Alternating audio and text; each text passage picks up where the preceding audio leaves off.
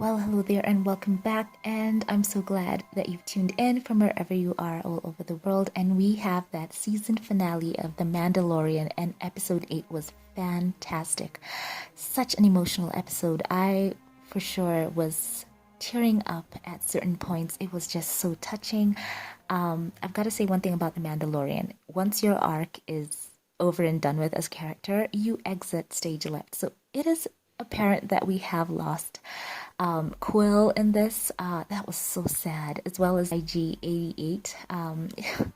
He had such a warrior's death, and it was so sweet and amazing how he sacrificed himself. Something that was just a bit of a joke in the first episode where he kept talking about his self-destruct setting. Now, actually, it just came round full circle, and he had this fantastic moment.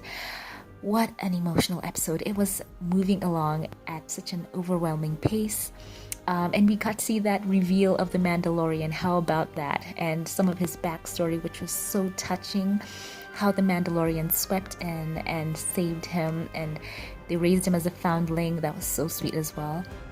So let me know what you guys thought about the unmasking of the Mandalorian. It was a very emotional moment as well, and it was great to see the IG nursing droid work on him in that moment. So what a fantastic episode. And guys, that amazing moment with baby Yoda, who, always is welcome. He has this move. He actually pushes away the fireball that is hurtling towards them, and it reminded me of something that I saw in Star Wars The Clone Wars, and Anakin used that move quite a bit. He is quite powerful. He has already demonstrated quite a few abilities, and that was fantastic to see. So yes, the gang did make it out. It was a very interesting method how IG just swept back into town with the baby in tow, and just took down so many stormtroopers, took down the scout troopers as well, and which it was just such a great moment. He is so proficient as a bounty hunter, or as a protector in that case. It was just amazing. And yeah, we have this epic reveal as the episode closes of the Darksaber. Yes, and I had a feeling that we would see that in the Mandalorian. I think that the Darksaber itself has quite a history with Mandalore and the Mandalorians, all the way from the Clone Wars to Star Wars Rebels, and it was just cool to see it brought here full circle.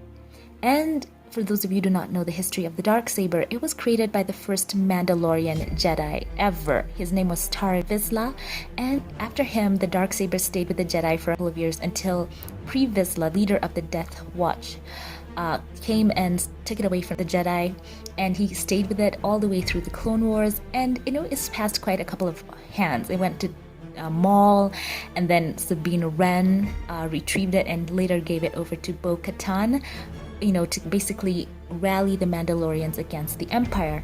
And it is quite a historic saber. It has had quite a history. It's ancient, and it reminds me of a quote that was spoken of in Star Wars Rebels, and it is quite a cool quote about its history. Kanan asks another Mandalorian about the Darksaber, and he asks him, "I didn't know the Mandalorians developed a type of lightsaber." And he answered him and said, "We didn't. This was one of a kind. Legends tell that it was created over 1,000 years ago by Tar Vizsla, the first Mandalorian ever inducted into the Jedi Order. After his passing, the Jedi kept the lightsaber in their temple. That was until members of House Vizsla snuck in and liberated it. They used the saber to unify the people and strike down those who would oppose them.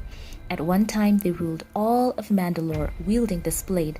The saber is an important symbol to that house and respected by the other clans."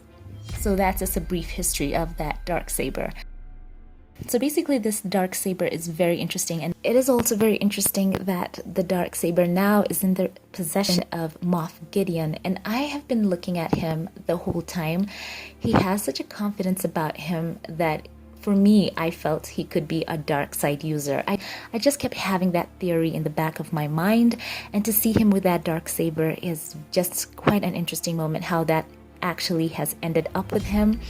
So that's a whole story over there. And one thing with the Darksaber is that the wielder's thoughts and actions basically ended up becoming a part of the blade. And something else that Kanan said, he said, "The sword is old, heavy, but powerful. Respect its strength."